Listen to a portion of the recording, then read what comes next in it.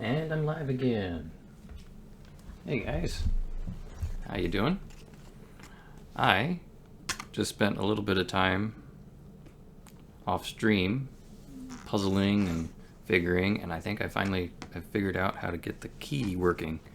This is going to be really exciting, with just a couple minutes of thrilling note-taking action, and then we're going to see what the secret of Blackmoor is, finally. I'm really excited, and I will explain it on the way.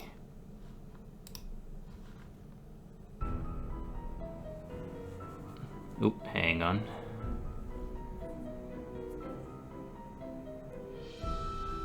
I always forget that the video is not friendly. I have to move it like so I can see how long stuff is going, as well as keep track of the chat. There we go. All right.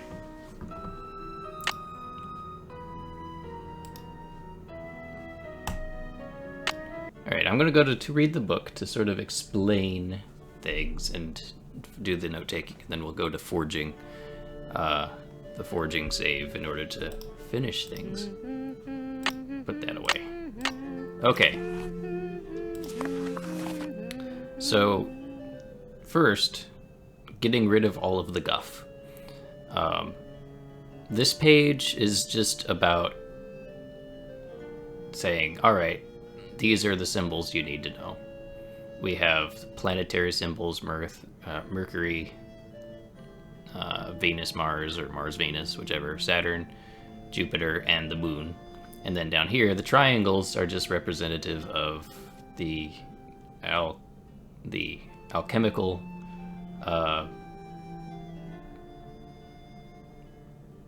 elements. And they are in order: fire, air, water, and earth. As far as I can tell, this page doesn't say anything, but I could be wrong. Again, this page, this is the dragon on top of the alchemy forge, and it's just saying, hey, you need the 4 elements to turn it on. Here, this is symbol for earth, and this is sort of a map, quote unquote, of the moving rooms underneath, and how you get from the you go to the center and you get to the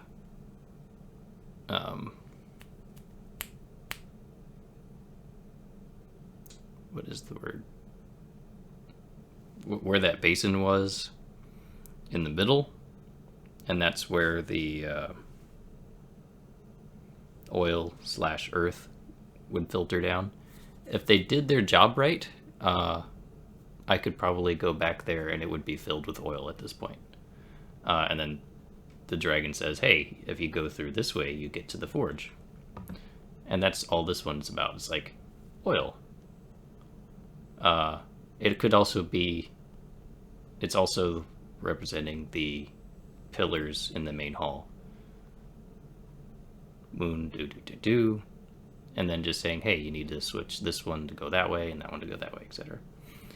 This one's water. This is just saying 4, like Nancy Drew very helpfully explained. You need to get 4 water things set up from, of course, 5, 3, and 8. And that's the only reason you need to know Roman numerals in this game, which is kind of silly. This is air. Yeah, air. And it's just depicting the dude catching the winds. And then this is fire, which is just Mercury or oil, whatever, plus earth equals fire. And Mercury, he used the magic wand, and that's all that was. And there's the 4 gargoyles, etc. And so that's what that puzzle is. And here is the last 2 pages, and this is what we need to finish the final key puzzle. So this just shows the dude is forging, and this shows this, essentially. Each one of these corresponds to a symbol on the coat of arms of the important Penvelins, all the way up to Jane's grandfather, Alan? Yeah. And they're in an order that's easy to understand. It's 1, 2, 3. This is the first Penvelin. Randolph. And then the second, third, fourth, fifth, sixth, etc. So having written that down,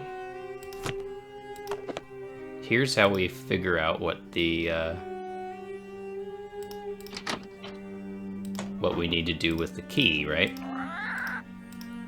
I thought it was really odd that, and I was just sort of looking around, it's like, hey, I thought it was really odd initially that Alan's coat of arms, if you remember, we needed this to be his password for the computer. I thought it really weird that it had these eyes at either end. It doesn't really match Latin, and you had to type the whole thing in, or you could just say pergamentum or whatever. Turns out, all of the important Penvelins have some form of that, and that matches up exactly with what's on the thing. So knowing now the order of the Penvelins on our handy thing, our handy key maker, and which one, what, I'm not going to say symbol, but combination each is, we should be able to just plug it in and get ourselves the proper key. So I'm going to take a minute here and make a note of all of the Penvelin lines, I suppose would be the best way. Luckily, they're the same on both sides, so there's no way you could get mixed up.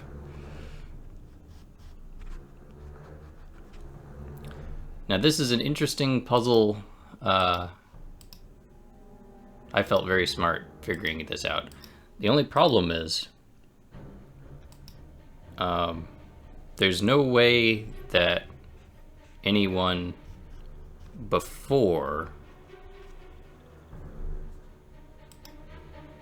now, essentially, in game time, would know how to solve this puzzle. Like, if presumably the lock has always been here, and the journals sort of imply that that the lock was like the first thing to put into place. If that's the case, there really isn't any good way to know initially what the lock is. Someone had to have written it down and then eventually burned it or something. And it's only now, after 24 generations, I think, that you'd be able to say, all right, here is a puzzle for it. And it just happens to match up. And as you go further back in time, the puzzle becomes less and less possible to create, because there's not nearly as many coat of arms, right?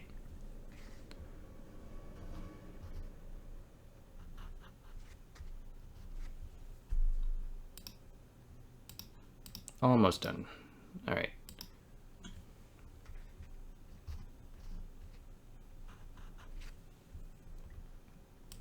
Now it's a good puzzle. Oh, I need to look at my page here. Ooh, now he's unique. Interesting.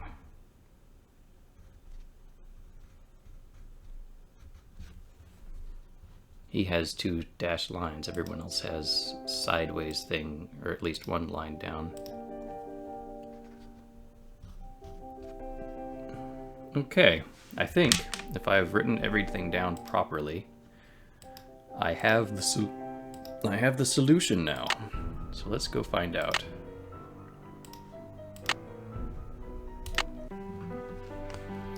Ah, that took so much less time than running all over the place.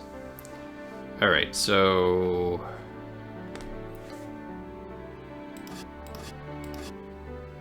This, that, this...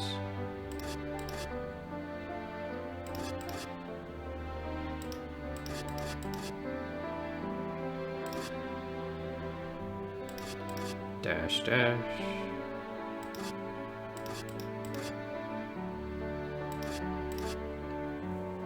And if this isn't right, I'm gonna try, I'll try inverting it, but I'm pretty sure this is how they expect me to do it.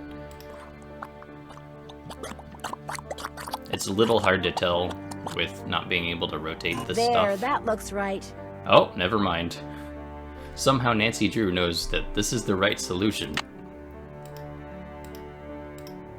So let's open this thing. Whatever you just found, it's mine. Dun, I'm the dun, Penvelin, dun. not you. Besides, I would have found it before you did if I didn't have to sit there all day learning all that other silly rubbish. What is that?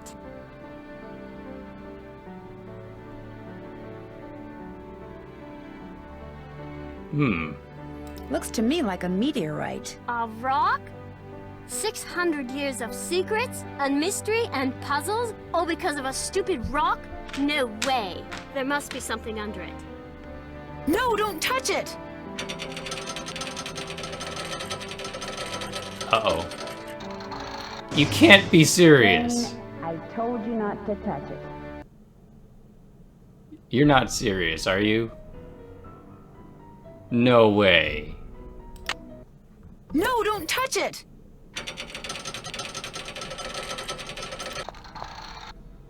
Help! Nancy, help me! It's pitch black in here. I can't see anything. Get me out of here, please!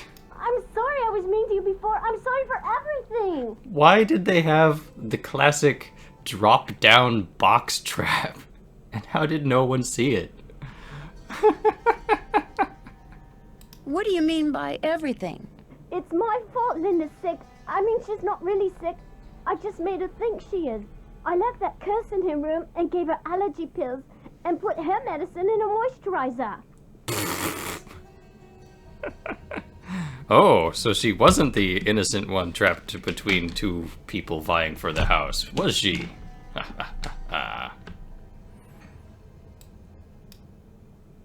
You made her think that she's changing into the beast of Blackmoor, didn't you? I just wanted to go away. I just wanted to be Daddy and me and Mommy, my real Mommy.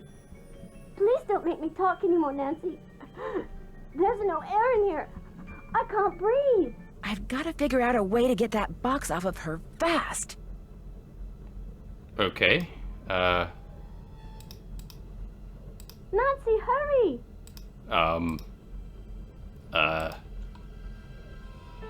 I'm running out of air. This is a new one. I was not prepared for this. There's also, like, nothing to click on.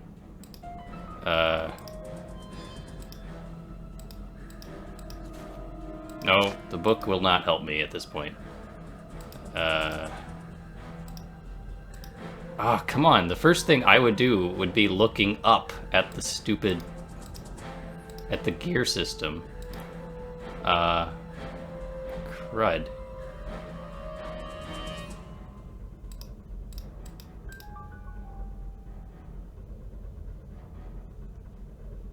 Do-do-do.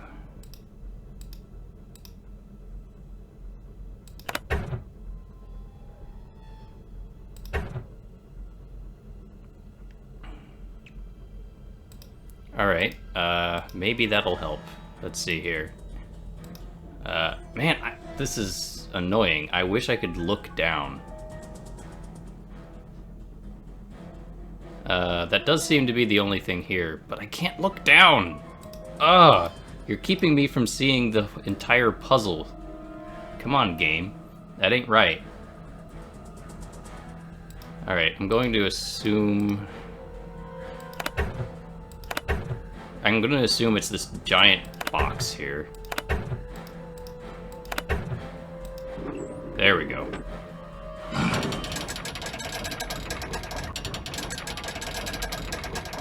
Thank you. Dear Ned, well, there is a beast of Blackmoor. Jane. She made poor Linda think she was turning into a monster by putting her uncle's hair restorer in Linda's moisturizer. She also slipped Mrs. Drake's allergy pills into Linda's food so she'd feel woozy all the time. An extremely dangerous thing to do. Needless to say, Jane's father was very upset, especially when he found out Jane had done it because she still wants him and her real mother to get back together. After Jane apologized to Linda and Hugh apologized to both of them, they all resolved to do whatever it takes to become a real family. As for Blackmoor Manor, ever since I told him about all the passageways and gadgetry I discovered, Hugh has become fascinated with his family history and has asked, no, ordered Ethel to teach him what she's taught Jane. And while he doesn't believe for a second that the meteorite in that old alchemy lab has magical powers, he has encouraged Jane to come up with a puzzle to help ensure its safekeeping, just as initiates have been doing for centuries. Oh, come on. Which reminds me, the Penvelin swore me to secrecy when it comes to all their traditions. So don't tell anybody any of this, okay? Nigel suspected something was up when he came to get his laptop and has been hounding me ever since. How did you take those This is pictures? just the kind of stuff he'd love to include in that unauthorized tell-all he's trying to write. If Did he they calls me one more time, I'm telling mind. on him. To Mrs. Drake. That'll teach him. Ever yours, Nancy. Fanfare.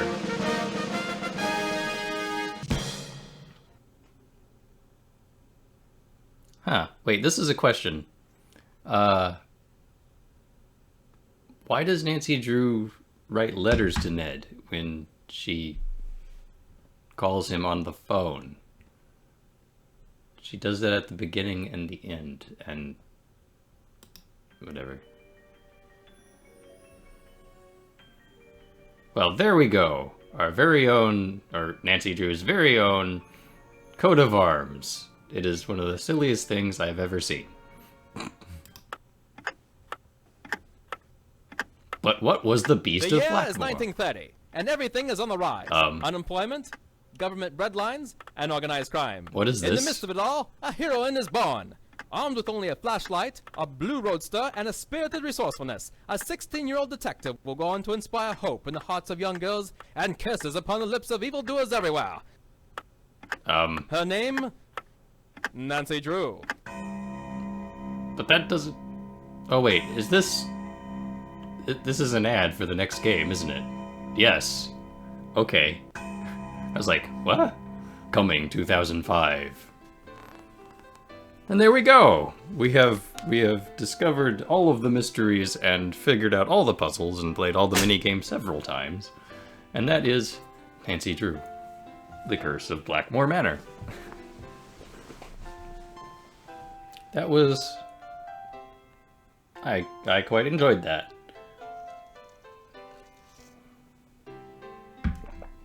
Like any adventure game, there's a couple things here and there that are just making no sense. There's a couple of very annoying design decisions. Like the telescope not being a topic until after you've found the lens. That should have been one of the first things. Having to go back and forth and up and down those stairs every single time to talk to...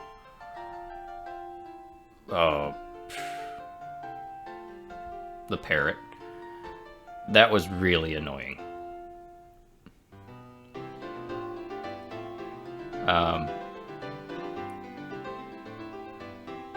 And a couple of those mini games were kind of just forced in there. It felt like, no, grr.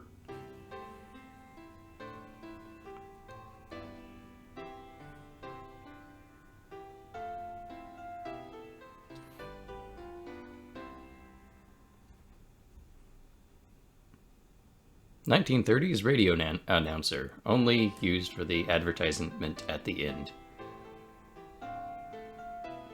But yeah, overall, a nice, tightly set up little piece of adventure gaming. Some of the voices were... No, the voices were fine. I've heard much worse. Yeah. I guess they couldn't... Besides having, like, the budget, they wanted to keep everything in-house. In the house, literally. That would explain why...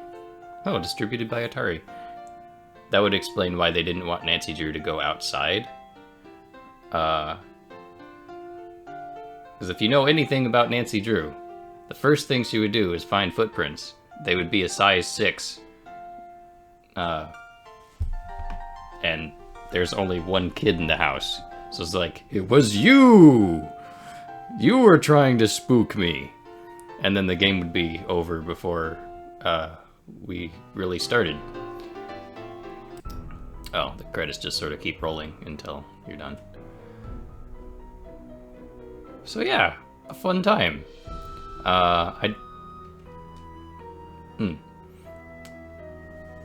So I enjoyed it. I unfortunately did all the puzzles, which means that if you wanted to play this game, you already know all the puzzles. So yeah. I've been thinking about it. I don't think I will be streaming adventure games again. Mostly because it's like, I enjoy doing the puzzles and all the thinking and the note-taking and everything, but I'm pretty sure that that's not the best viewing experience. Because a lot of time, like in other types of games where there's some action going on, I can talk about what's going on and still be doing things. Whereas in adventure games, if I'm just talking and thinking, you're just looking at a screen that's not moving. And it could be a very pretty screen, but it's kind of boring. So yeah. Maybe if it was more of a puzzle-focused puzzle game, one that has less story and more manipulation puzzles, like The Witness or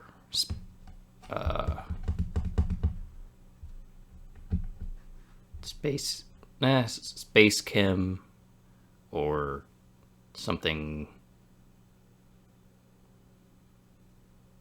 where it's nothing but puzzle and it's not really adventure. I might do some puzzles of that, but I wouldn't want to do the entire thing because it would spoil all of the puzzles. Whereas with a shooter or an action game, I can play through the entire game and you're not really missing out on anything because you could play it and play it differently. Whereas with puzzles, it's just sort of, this is the solution. Huzzah. So next time, maybe tomorrow, I might take a break. We shall see what sort of more action-oriented game I have. I've got a good number of interesting action possibilities of various kinds. I might start with something shorter and then go for something action-y. Or I do have more Ruby to play. That is always a possibility. But for now, this has been Nancy Drew, Curse of Blackmoor Manor. I hope you enjoyed. Leave a comment, whether you did or not, or whatever. Let me know. Maybe give a suggestion. And I'll see all of you guys, or vice versa, next time. Cheers.